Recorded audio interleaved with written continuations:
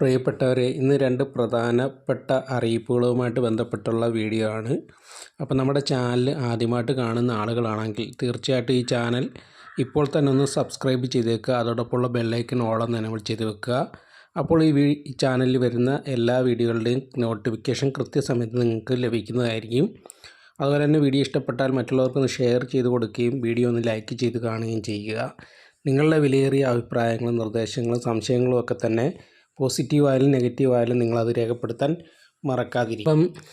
ഭവന പുനരുദ്ധാരണവുമായിട്ട് ബന്ധപ്പെട്ട ഒരു അറിയിപ്പും അതുപോലെ തന്നെ ലൈഫ് പദ്ധതിയുമായിട്ട് ബന്ധപ്പെട്ട ഒരു നിർദ്ദേശവും. ഇപ്പോൾ രണ്ട് കാര്യങ്ങളാണ് നമ്മൾ ഇന്നത്തെ വീഡിയോ പറയുന്നത്. നവകേരള സദസ്സുമായിട്ട് ബന്ധപ്പെട്ട് അനേകം ആൾക്കാർ ഭവന പുനരുദ്ധാരണത്തിന് വേണ്ടി അപേക്ഷിക്കുന്ന ഒരു അവസ്ഥയുണ്ടായിരുന്നു. പല ആൾക്കാരും ലൈവ് ലിസ്റ്റിലൊക്കെ ഉൾപ്പെടാതെ പോയ ഒത്തിരി ആളുകൾക്ക് വീടിൻ്റെ പുനരുദ്ധാരണത്തിനായിട്ട് ഫണ്ട് ലഭിക്കുന്നതിന് വേണ്ടിയുള്ള അപേക്ഷകളായിരുന്നു അന്ന് നൽകിയിരുന്നത്. അപ്പോൾ ആ കാര്യത്തിൽ ഇപ്പോൾ ഒരു തീരുമാനം വന്നിരിക്കുകയാണ്. നവകേരള സദസ്സിൽ ഭവന പുനരുദ്ധാരണവുമായി ബന്ധപ്പെട്ട് ലഭിച്ച അപേക്ഷകളിൽ വിവിധ വാർഡുകളിൽ നിന്നായിട്ടുള്ള 69 ഗുണഭോക്താക്കളുടെ ലിസ്റ്റിന് കൗൺസിൽ അംഗീകാരം നൽകി. പദ്ധതി പ്രകാരം മുൻഗണനാക്രമത്തിൽ ഇവർക്ക് പുനരുദ്ധാരണത്തിനുള്ള ഫണ്ട് അനുവദിക്കാനും തീരുമാനിച്ചു. ആലപ്പുഴ നഗരസഭയിൽ നിന്നുള്ള ഒരു തീരുമാനമാണ് ഇപ്പോൾ നമ്മൾ ഈ പറഞ്ഞത്.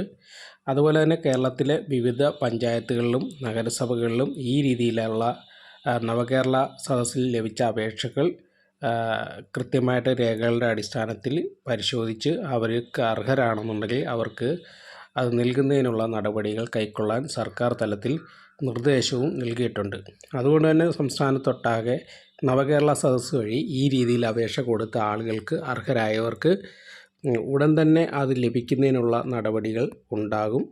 അപ്പോൾ ആ കാര്യമാണ് പ്രധാനപ്പെട്ടതായിട്ട് ഒന്ന് പറഞ്ഞത്. അടുത്തത് ലൈഫ് പദ്ധതിയുമായിട്ട് ബന്ധപ്പെട്ടിട്ടുള്ളതാണ്. ലൈഫ് പദ്ധതിയിൽ തദ്ദേശ സ്വയംഭരണ സ്ഥാപനങ്ങളുടെ അധികാര പരിധിയിലുള്ള നിന്നും വ്യത്യസ്തമായി, അതായത് ചില ആളുകൾ ഇപ്പം ഒരു നഗരസഭയിൽ അപേക്ഷ കൊടുത്തു, പക്ഷേ അവർ പഞ്ചായത്തിലേക്കോ അല്ലെങ്കിൽ മറ്റേതൊരു തദ്ദേശ സ്ഥാപനത്തിലേക്കോ മാറിയായിരിക്കും ഭൂമി വാങ്ങിച്ചിട്ടുള്ളത്. ലൈഫ് പദ്ധതിയിൽ അപേക്ഷിച്ച ആളുകളുടെ കാര്യമാണ് ഈ പറയുന്നത്. അപ്പോൾ അങ്ങനെയുള്ള ആളുകൾക്ക് ഈ നഗരസഭയിൽ അപേക്ഷ കൊടുത്തു വീടിന് വേണ്ടി, അവിടെ ലിസ്റ്റ് ഉൾപ്പെട്ടു. അപ്പോൾ അല്ലെങ്കിൽ മറ്റൊരു പഞ്ചായത്ത് നമ്മൾ അപേക്ഷ കൊടുത്തു, അവിടെ ലിസ്റ്റ് ഉൾപ്പെട്ടു. പക്ഷേ നമ്മളിപ്പോൾ അപേക്ഷ കൊടുത്തപ്പോൾ നമുക്ക് സ്ഥലമില്ലായിരുന്നു, നമ്മൾ വേറൊരു സ്ഥലത്ത് പോയി സ്ഥലം വാങ്ങിച്ചു. അങ്ങനെയുള്ള ആളുകൾക്ക് ആ തദ്ദേശ സ്വയംഭരണ സ്ഥാപനങ്ങൾ മാറ്റിക്കൊടുക്കുന്നതിനും സർക്കാർ നിർദ്ദേശം നൽകിയിട്ടുണ്ട്. അപ്പോൾ ആ കാര്യങ്ങളും കൂടെയാണ് ഇന്നത്തെ ഈ വീഡിയോ പറയുന്നത്. അതുപോലെ തന്നെ ഈ നഗരസഭയിലും ആ ഒരു തീരുമാനം എടുത്തിട്ടുണ്ട്. അവിടെ നഗരസഭയിൽ അപേക്ഷിച്ച ആളുകൾക്ക്, തദ്ദേശ സ്വയംഭരണ സ്ഥാപനങ്ങൾ മാറി ഭൂമി വാങ്ങിച്ചിട്ടുള്ള ആളുകൾക്ക് അവർക്ക് അത് മാറ്റിക്കൊടുക്കാനും ഇപ്പോൾ തീരുമാനമായിട്ടുണ്ട്.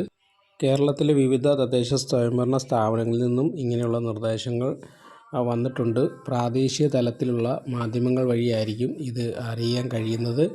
അതുപോലെ തന്നെ നിങ്ങൾ ഇപ്പോൾ നടക്കുന്ന ഗ്രാമസഭകളിലൊക്കെ പോവുക, അവിടെ പോയി നിങ്ങളുടെ നിർദ്ദേശങ്ങൾ സമർപ്പിക്കുക, ആനുകൂല്യങ്ങളെക്കുറിച്ച് അറിയുക. ഓക്കെ.